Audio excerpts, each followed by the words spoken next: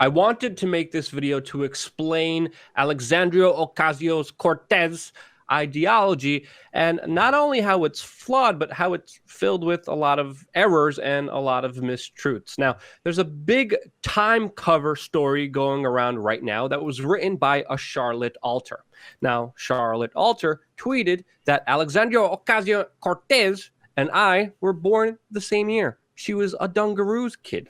I liked fruit roll-ups. Oh, how compassionate, how relatable.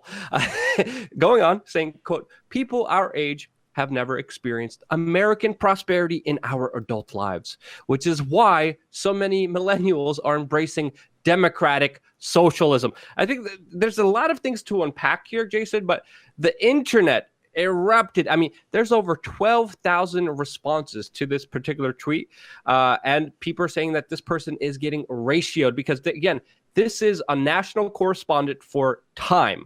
She's written the cover story. She's a prominent journalist who lives in New York City, of all places. And people are messaging and retweeting and responding to her saying, who actually know her, saying, quote, we know your parents. We know who your parents are. You lived a very well life people would wish for, calling out how the area that she grew up in, the median household income for that specific area was $126,000 per year. That's the median family income. And people are calling this out. She's obviously connected to, of course, the entertainment industry. Her parents are also famous. And people are like, this really doesn't make sense at all, what you're saying, with people calling them out, saying you're pretending to be poor to push this kind of larger agenda. And that's just factually not true.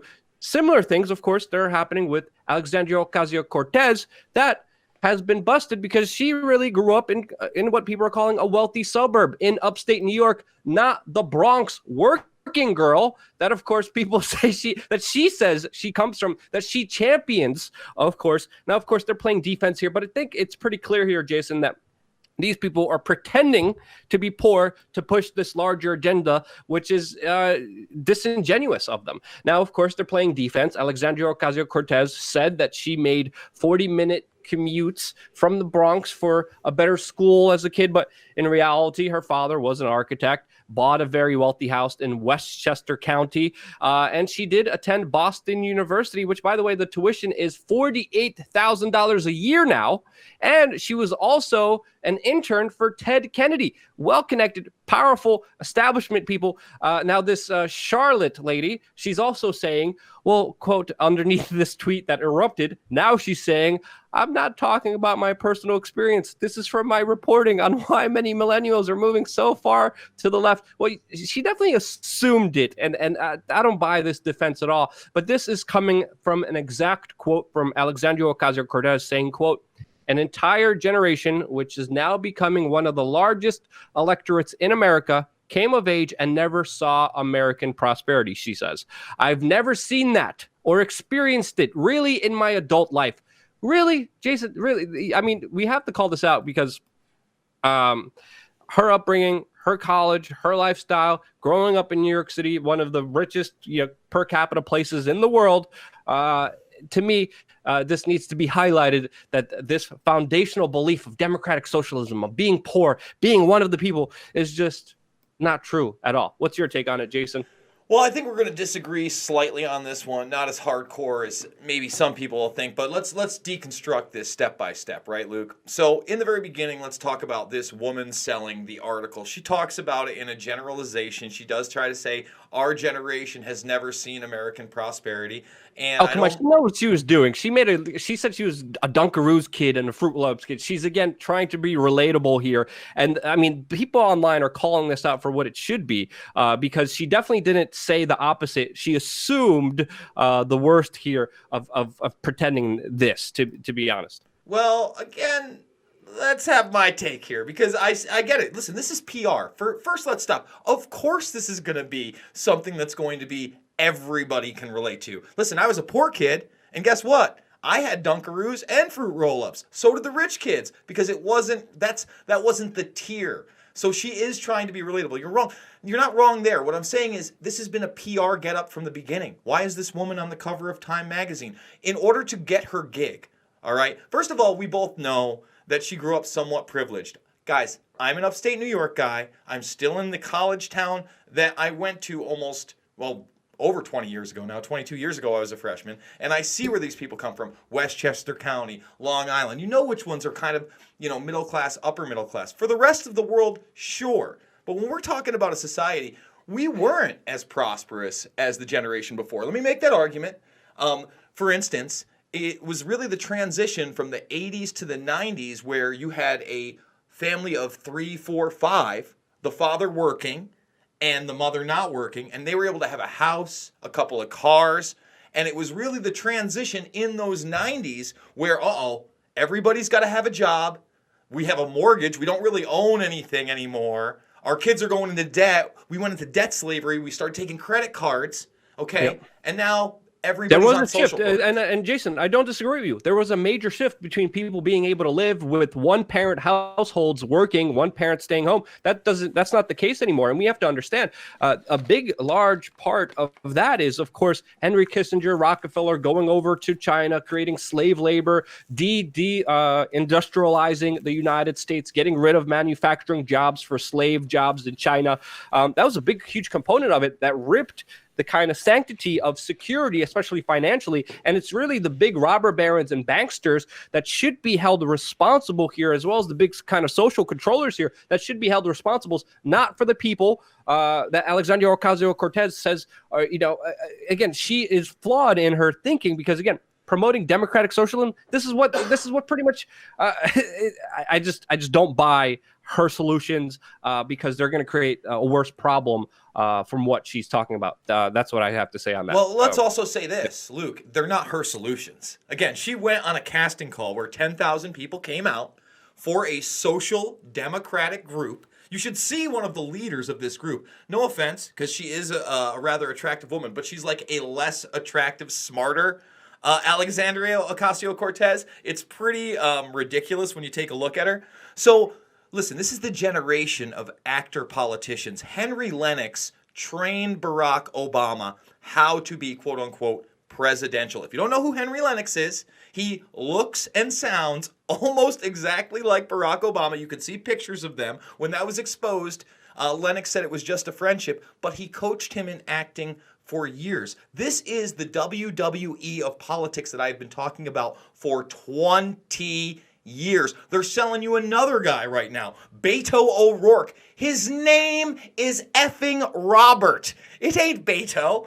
And, I don't want to rag on her too much on the high school thing here because, listen, you look at my high school yearbook, you want to talk about another time, Luke. In my high school yearbook, my name is Paco. I am not Hispanic. I am not Spanish. I happen to have a darker skin color than all the other upstate New York kids. So that became and stuck my nickname, and they put it on paper. So she was, we see the AOC thing here, right? But she went by Sandy. I totally get that. Remember, Barack Hussein Obama went by Barry Soetoro when he was in high school. They are selling you a product. This is not a person. These are not her ideas. She is a face of a brand, and it is a dangerous brand, Luke.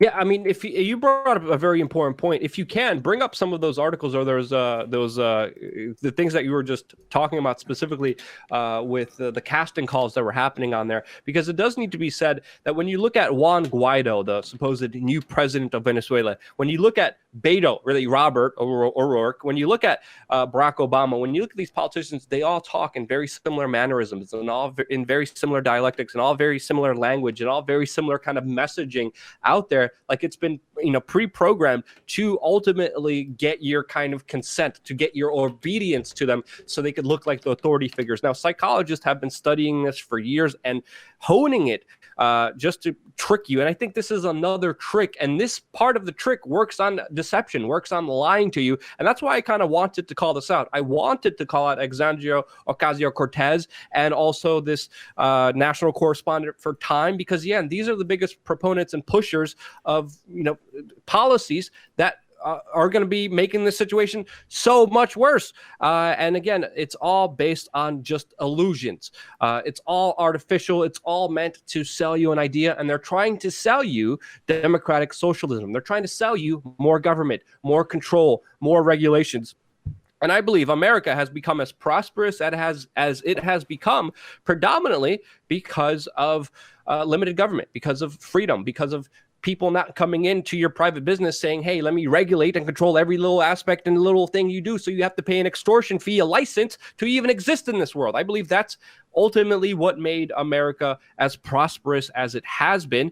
But that's a whole nother argument, a whole nother discussion, as well as other things, of course, geopolitically, as well as internationally have been cause for that, as well as importing people and, using them as well from all over the world. That's a whole nother topic. But when we talk about, people not living up to prosperity, I do have to bring it to a global point, because if you look right now, if you're in the United States and your annual income is $34,000, you are the 1%. You are the global elite, because half of the world is pretty much living in poverty. If you earn $34,000, you are the 1% richest people on this earth. And I traveled to some of the craziest places in this world: Somalia, India, Philippines, Brazil, Venezuela. I've been to some of the most insane, crazy, poverty-stricken areas. And when I come back here and I see people talking about never experiencing wealth with their stupid lattes and their $1,000 phones,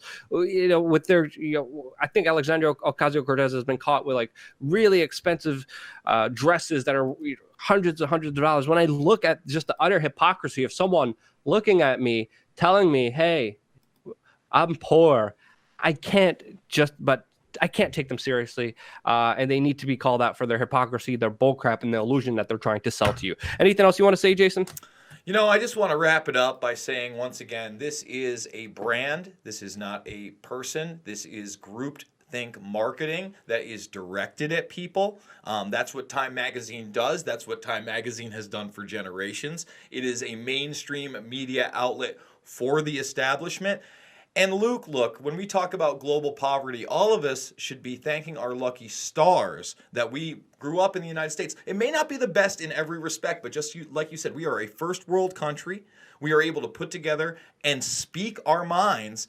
And the point is, guys, we got to keep doing it so we can keep this stuff. It's not just given to us. It's not just handed to us. And when something like this comes out that's well branded, is across talk shows and Laughing with Seth Meyers, we have to be very, very aware of it and take action against it. That being said, we are doing 4 videos a day. This channel, the backup channel, the main channel.